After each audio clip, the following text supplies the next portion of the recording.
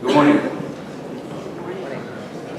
For me, it is a humbling experience to present to you today the 18th issue of Polytext, our faculty magazine, which includes the creative and scholarly writings of faculty members both from middle and upper schools.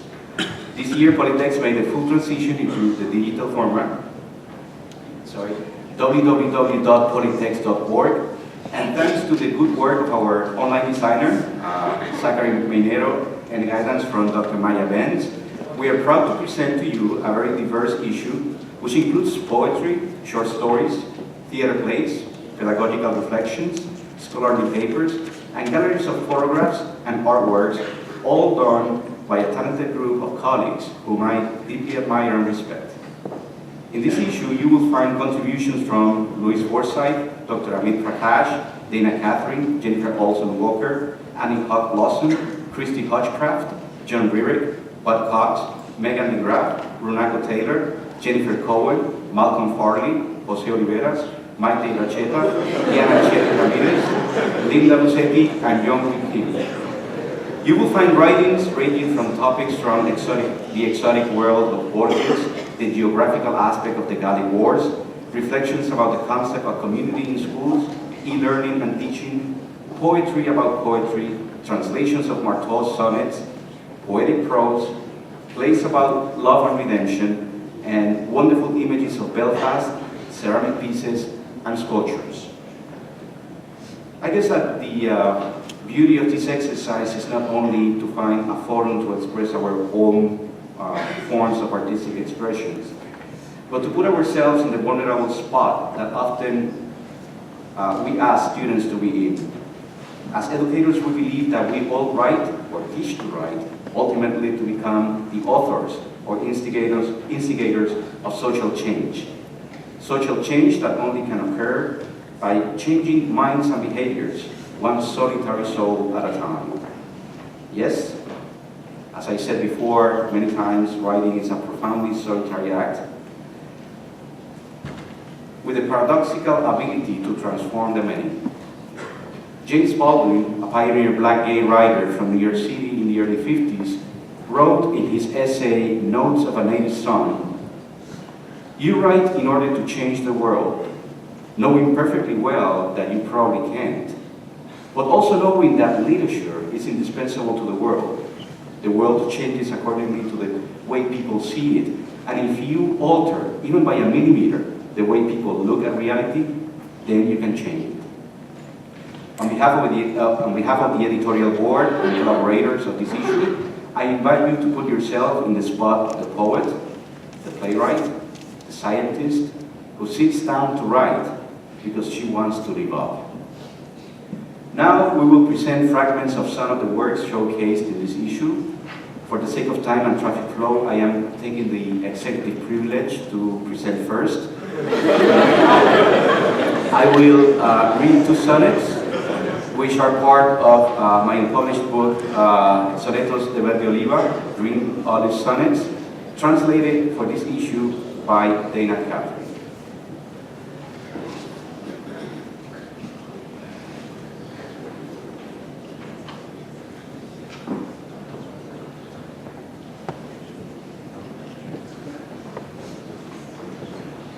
I'm going to show you guys the translation on the screen.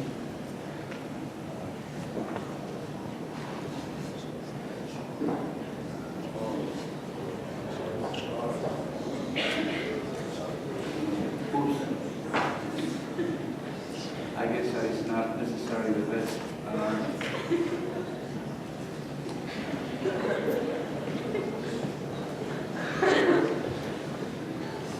All right. Soneto 3. Hoy me pide la costumbre un soneto que emocione a los sentidos y al alma, y me siento con rarísima calma a escribir sin descifrar el secreto. Y así busco la palabra abrazada que a estos versos flacos vistan de pena, mas solo escribo palabras ajenas en cuartetos con ideas sagradas. Y acabando ya la línea novena, solo llego a la cabal pesadumbre de entender con claridad mi condena, que sin duda son desiguales cumbres, la costumbre de escribir por la pena y la pena de escribir por costumbre.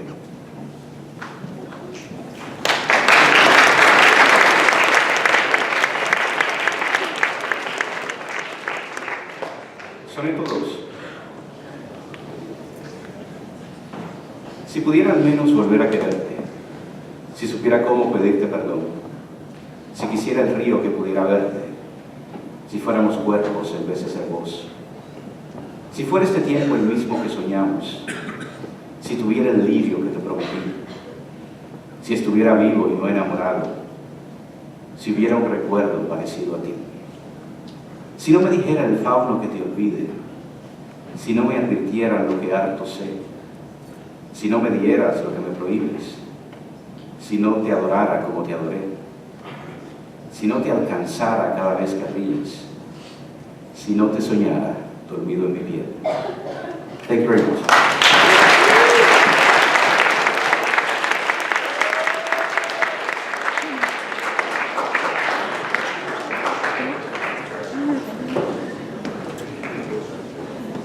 Good morning. I will be reading an excerpt from a short story, a short fiction story, entitled Retreat. And this was inspired by a trip I took a few years ago, a few summers ago, to Nicaragua. As some of you know, I really love traveling off the beaten path, so I get a lot of my ideas from that. And basically all you need, I'm going to read from the middle of the story, so all you need to know is the main character is named Gerard, and he is a young American who's traveling by himself, and he's in this small fishing village in Nicaragua, and he has just witnessed a drowning in the ocean, and the locals think that he had something to do with it. Gerard saw and he's running away from them. They're after him. Gerard saw the roof of branches, their green feathery sleeves, and slipped in amongst the narrow trunks. The ground grew thick beneath his feet, and dark mud caked his ankles. He could hear the three men shouting, searching, and he thought again of the drowning he had witnessed only minutes before. The worker had been crushed, yes, but his might had not been a question on land. On land he had possessed the physique of a champion, taught and practiced in every way, every fiber of his muscle arranging and rearranging itself. The men carried the same heaviness, identical vigor and stamina, and Gerard knew that they, like the sea, could and would crush him if given the opportunity. Somehow they had charged him, the gringo. Their soldier had gone missing. He knew they must have thought that he had something to do with the drowning, that he had somehow convinced the man to enter the water, or he had pushed him into the sea. Gerard imagined their logic as he sprinted from tree to tree, the mud slapping against his bare thighs, the wings of trapped insects fluttering inside his ears. There was no longer a path before him, and Gerard charged deeper into the vegetation, scrambling over rocks and into trenches until the men's voices grew infrequent and then silent. He must have been running for at least an hour before stopping to catch his breath. The side of his stomach ached, and he tried to hold the cramped muscle in place as he staggered forward. He knew the men would still be looking for him. An onerous sun tore through the palms that shielded him from view, and Gerard's own breath began to seem loud and foreign to him within the new quiet of the jungle. Minutes seemed like hours, and it wasn't long before Gerard realized that he was incredibly lost. The cook seemed all but a hazy memory, and Gerard wondered if she had ever even existed in the first place. He remembered her long gazes and the way the air would stir mysteriously when she propelled herself closer to him. He thought of the way his heart would rise when she beheaded all of the fish in the kitchen, and her slick control of the knife. She was a butcher, and this pleased him. He knew he had plenty of time to get back to her.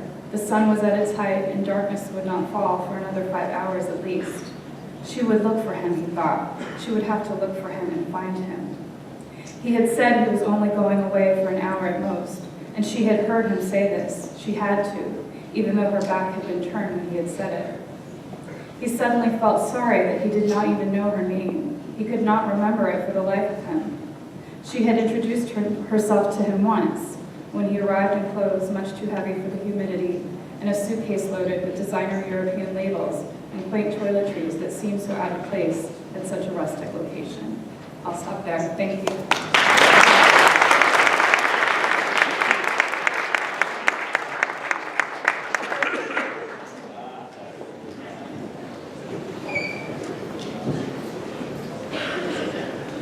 Good morning. Many of you know that I lived for many years in Mexico and have a very strong connection to it, and am sometimes referred to as La Mexicana. So what I'm going to read to you is the beginning of a short piece about, of course, Mexico. The piece is titled Maria Greve. She dressed in what she thought might be appropriate for the concert. White blouse with lace collar and straight black skirt. There were concerts every Thursday at the Museo del Quijote.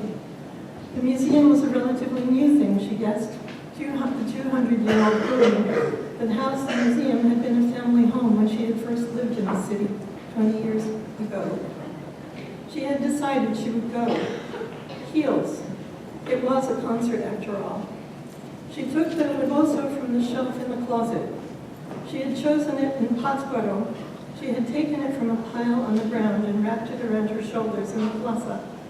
It was the somber black of the Guarde Indians, the Purépecha women of that region. Black with a thin pale blue stripe. It was the identifying garment of the Guarde women. Like the Irish fishermen's sweaters of my ancestors, she thought, the knitted pattern of knots and cables particular to each town, so that when the bodies of those who died at sea washed up on shore unrecognizable, they would be known by their indestructible sweaters. She bought the shawl from a Guarde and was wrapped in an identical one. The rebozo was made of polyester and had cost the equivalent of about $4 American. But she loved it because it was real. She wrapped the shawl around her shoulders now, knowing that just as it set apart the Guardes, the shawl would set her apart from the other concert-goers. No middle-class Mexican woman would wear anything that might make her look like an Indian. She left her hotel room. She walked along the red-tiled balcony, her heels clacking against the polished clay. Down the steps, past the bulging pots of geraniums, out onto the patio, and then carefully down the cobbled slope to the street. She stood in the shadows of the bay trees, shadows which covered the street and the little esplanade. The bays were not native to Mexico, she had been told. They were brought by the Spaniards. So, you too are interlopers. The sun was setting now, and there was the communal chatter of the jackdaws returning to their homes in the great wide stretches of the bay branches. Perhaps they were sharing the news of their day. Soon they would settle in and sleep. She waited for traffic to stop. There were no stoplights here. A taxi stopped. The driver elegantly waved her across the street. She smiled and nodded her thanks, and then walked to the marketplace, where the vendors were striking their stands, taking down the canvas and the metal rods that held them all together. She had to duck to pass under the canvas. She was taller than most people here, even at a modest 5'6½". The sidewalks were uneven blocks of paving stones. She caught herself before she fell. She began to regret the heels and the choice to walk the short distance to the museo. Maybe a taxi would have been better. To her left, the woman who sold bread was sitting on the step talking with a friend. Her basket, large, round, made of rattan, full of choices for the light evening meal, a merienda, pan y chocolate. Each type of bread had its own name. Conchas and chilindrinas heavy with sugar. Velo de novia, bride's veil, sweet and light. Semas, the simple, appropriate bread for a painting of the Last Supper, and the bland Maria Cenata, and the straightforward, delicious bolillos, crunchy rolls, good at any time of the day, any of which could accompany the dark, bitter hot chocolate. She knew that someone had carried the large basket here on his head from the bakery just a short while ago. I'll stop there. Thank you.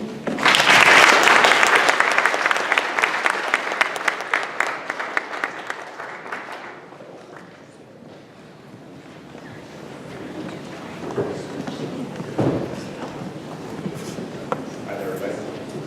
I'm going to be reading from a paper I delivered 2 years ago at University College London at a conference on history of surveillance or cultures of surveillance. Okay. You guys hear me? Yes. Okay. Should I repeat what I just said? Yeah. Okay. I'm going to be reading from a paper that I delivered about 2 years ago at a conference on the history of surveillance at University College London. It's just the first bit. It's called All the Same, We Watched Them a Bit, Everyday Policing of North Africans in Paris in the 1950s. The citizen is free to do what he likes, but under the supervision of the police, Riley noted the Parisian municipal councillor Yves Guillot in 1884. This was just one criticism amongst many, ranging from sustained analyses of the institutional power of police services in France to ad hominem attacks on police prefects, and what can be described as a 400-page indictment of the putative, overweening power of police in French society. Guillot was a classical liberal, and his work, simply entitled La Police, cites Diderot, Voltaire, Smith, Bentham, and John Stuart Mill as providing the appropriate ideological foundations for the limits of state power. His central thesis can be summed up in his opposition to the Prefecture of Police's methods of, quote, preventative policing, rather than the repression of crime and criminals after the act. In essence, preventative policing, in presuming the potentiality of crime in all citizens, generalizes surveillance and places all of society under police scrutiny. Guillot's animating concerns may have been equally personal as well as socio-political, as he was briefly imprisoned for the, quote, defamation of the Prefecture of Police. Yet his position was representative of the ongoing debate about the power accorded to the police in France, particularly the Prefecture of Police in Paris in the late 19th century. By the turn of the century, Guillot and his followers had lost the debate. And by the interwar period, it was the rare, usually communist municipal councillor who would raise the issue at all, and not in terms of the general social force of the police. In a word, citizens doing what they liked under the supervision of the police would have been a largely uncontroversial observation, drained of its sarcasm. There are, of course, historical reasons for the shift, the memory of the Paris Commune and the heightened surveillance of World War I being primary. However, tracing the causalities of the shift is not the object of this paper.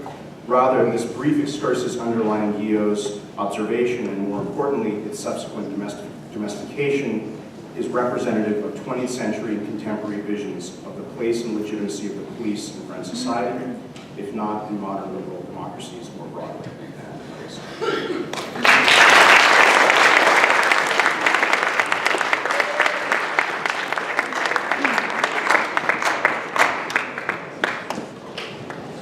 Good morning, everyone. I'm going to read an overview from a paper I did on Julius Caesar concerning geography and the importance of geography in Caesar's Gallic Wars.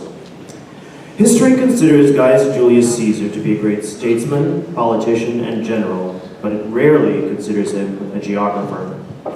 Geography plays a crucial role in any military campaign, and there are numerous instances of this in the Gallic Wars. Geography, however, as a study, has evolved over the centuries, and Caesar, even in antiquity, used some now detailed aspects of this artful science to become master of Gaul and to extend his political influence at Rome.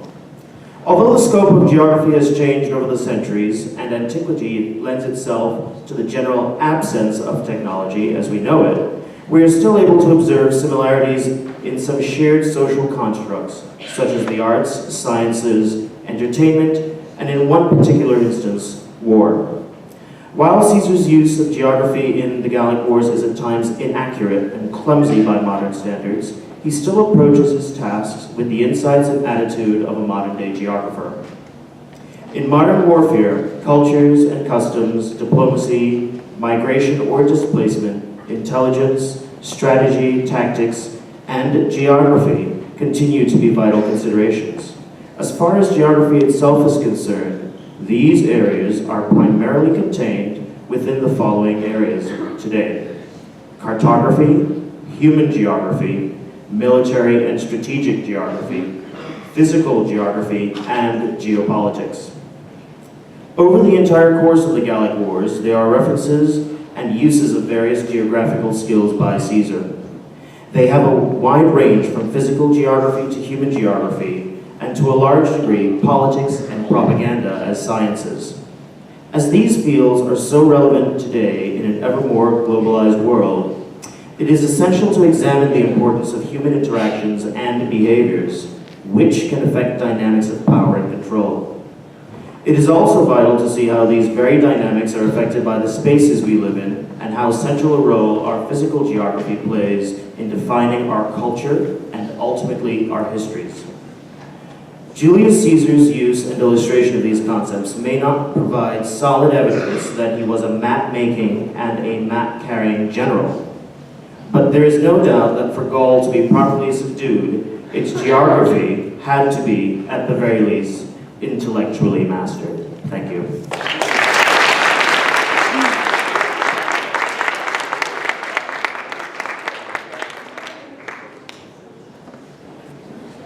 morning, everyone.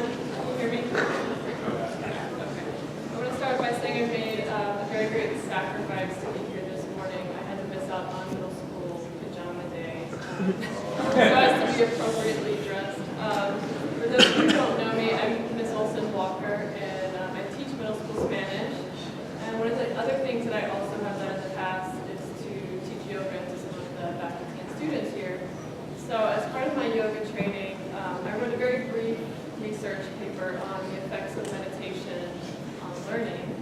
And I'd like to share an excerpt of that with you. I think this will also be helpful for your exams. I'm thinking I should have meditated before getting up here. I was doing some yoga reading on the bench. Okay. Meditation and learning are two progressions of enlightenment that are inextricably and positively linked. Many primary researchers have hypothesized correctly that meditation can have a positive effect on learning. There is wide consent that meditation can create a condition of relaxation through physiological changes such as reduced heart rate, decreased oxygen consumption, decreased blood pressure, increased skin resistance, and increased regularity and amplitude of alpha activity. When relaxation is induced, stress is decreased or eliminated, and one less impediment to learning exists. Studies have shown that meditation can positively influence behavior and memory because of the state of mind it produces. In a study executed by Crowder and Hogan, 24 male children who met the criteria for ADHD were split into meditation and relaxation training groups and a control group. They were asked to meditate at home at least 3 times a week and to record the day and time of the meditation. The results of the study led researchers to conclude that meditation could be an effective tool for treating children with ADHD.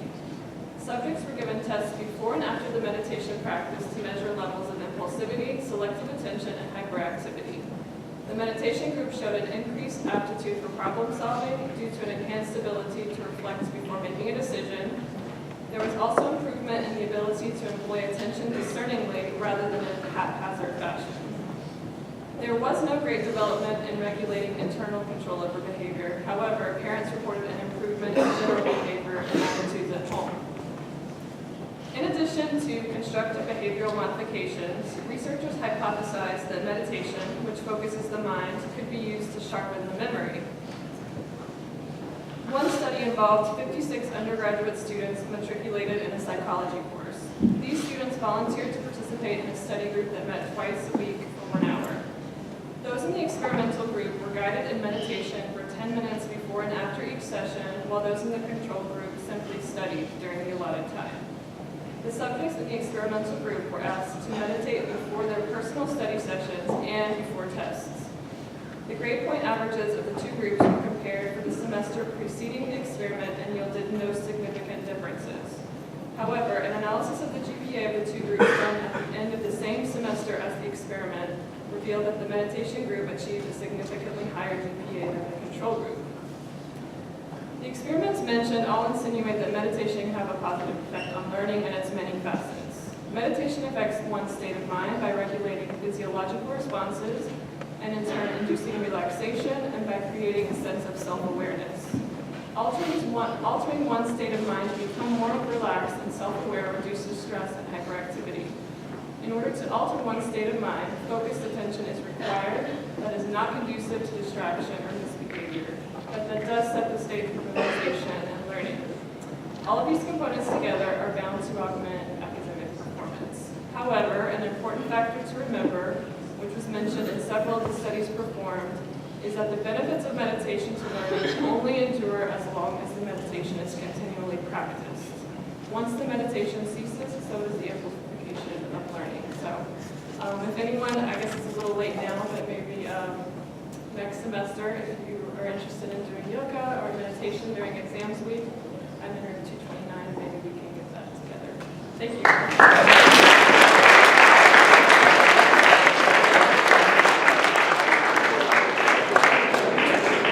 Tom, can you raise the screen, please? Now we're going to close with a reading of a short play written by John Rarick, Saint Simon.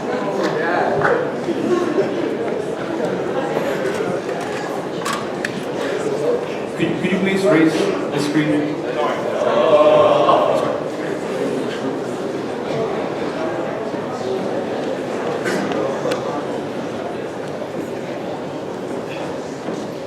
Setting, a one-bedroom apartment. In Brooklyn, New York.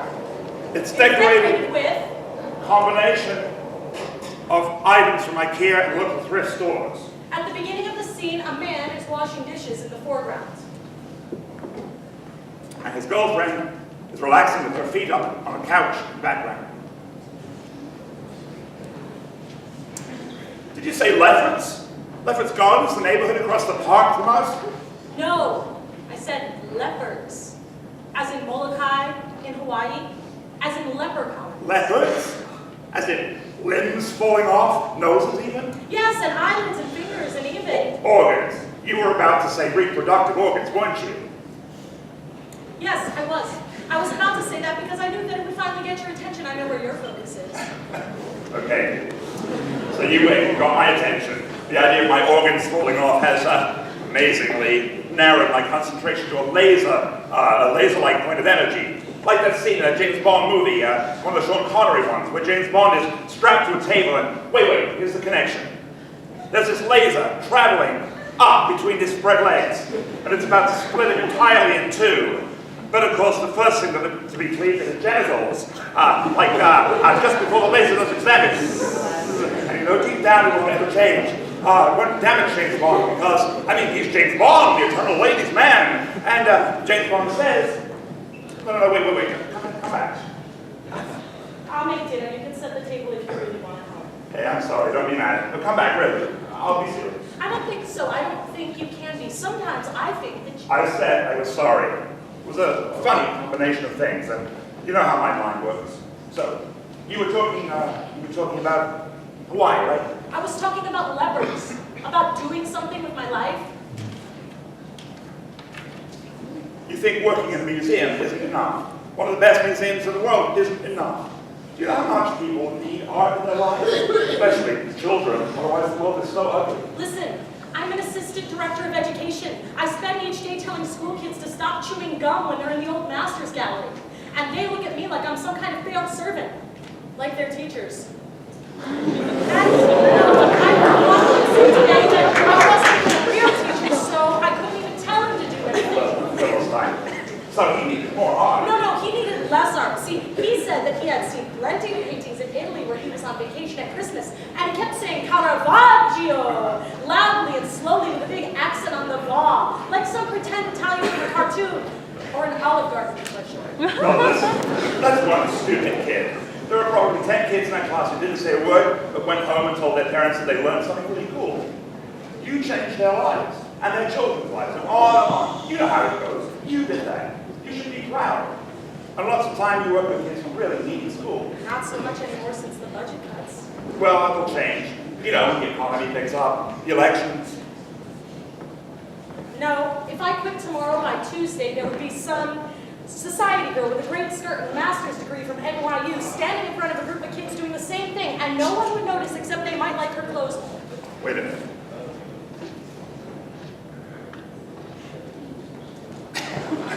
You walk away from me because I make a joke to lighten things up. And I'm supposed to stand here in front of a group of, I'm supposed to stand here and listen to you talk yourself into the ground, so you're being negative is just fine.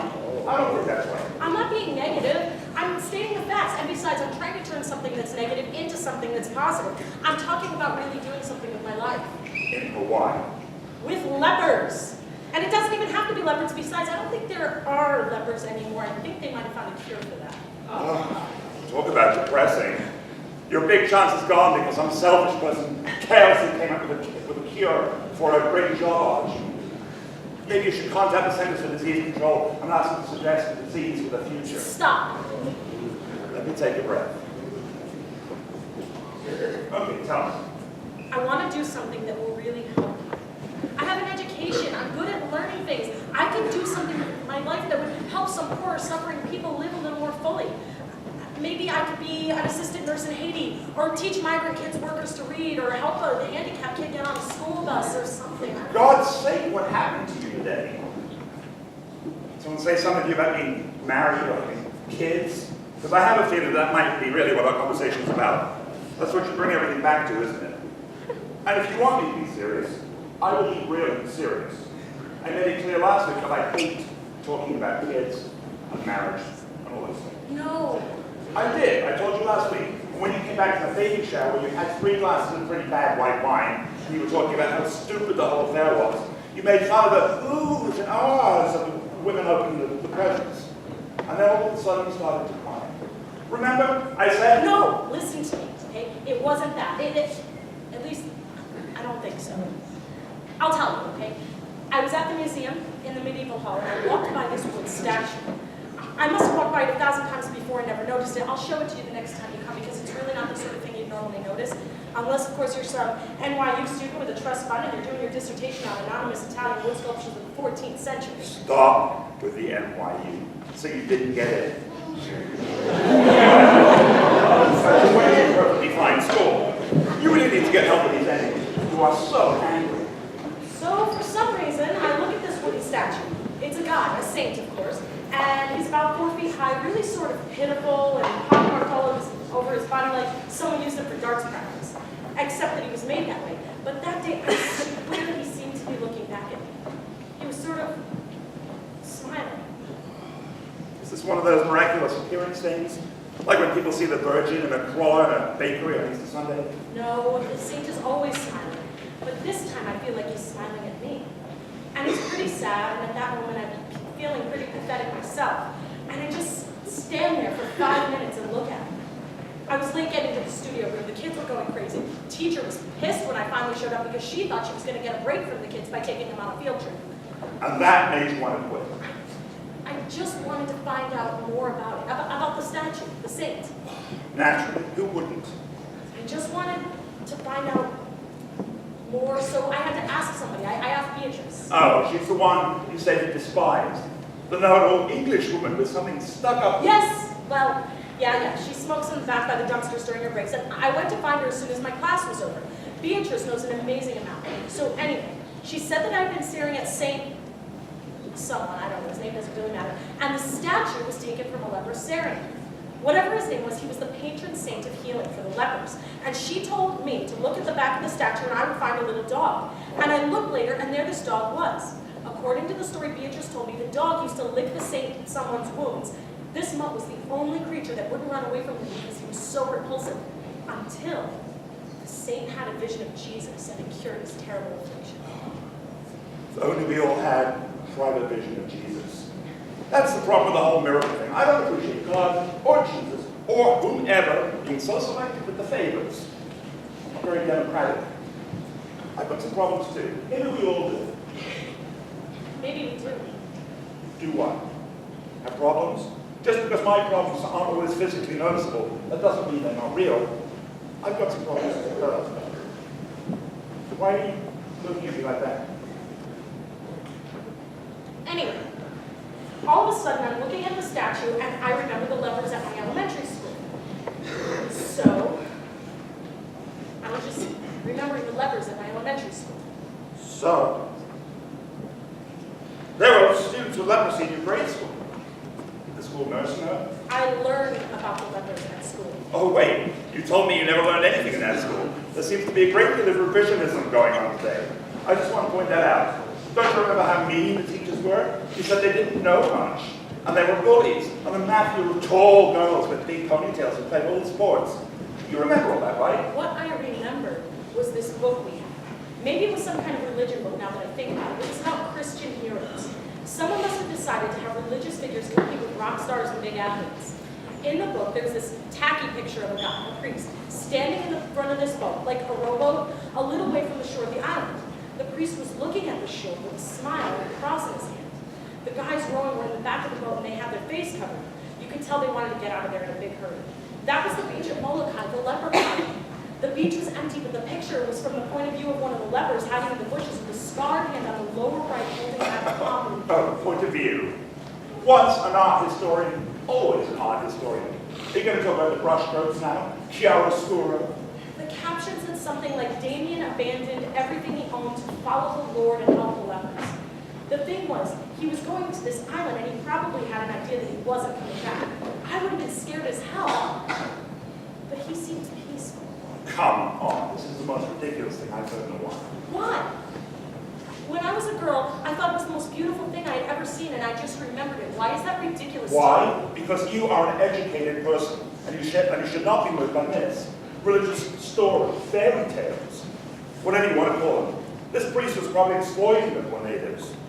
Only about a week ago, we were watching that television show about the town of Boston where something like 100 boys were being abused by a priest. And you said, and this is a quote, I hate priests. I know I did. And another thing I remember, when that cargo came on the news last month, and he said that providing health care that covered birth control would violate religious freedom, you said, I hate the church. And that's a pretty direct quote, I'm sure. But today, when I was standing there, something happened. You were having the same doubts that everybody you know has. You were fed up with your job, and you didn't want to face those snotty kids, and maybe you were still upset about that talk we had. You just decided to take a mental health moment, like that Beatrice woman smoking out by the dumpster, except you don't smoke. But what if it was something else? A kind of message from God, an inspiration, or an epiphany. You're the big James Joyce fan, and you always use that word. If your hero has an epiphany, why can't I? I had an epiphany. I don't want to sound like a jerk, but I guess I will. Listen, you know, I wrote my thesis on Joyce. I read almost everything he wrote. Not Finnegan's Wake, of course, but almost all the other stuff.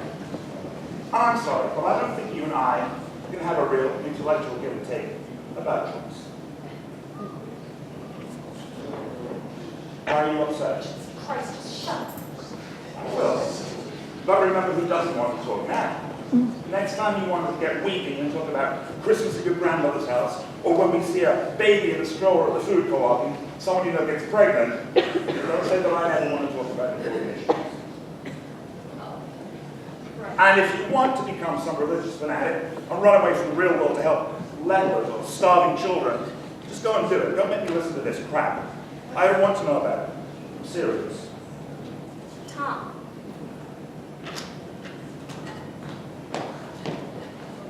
I don't want to know about it.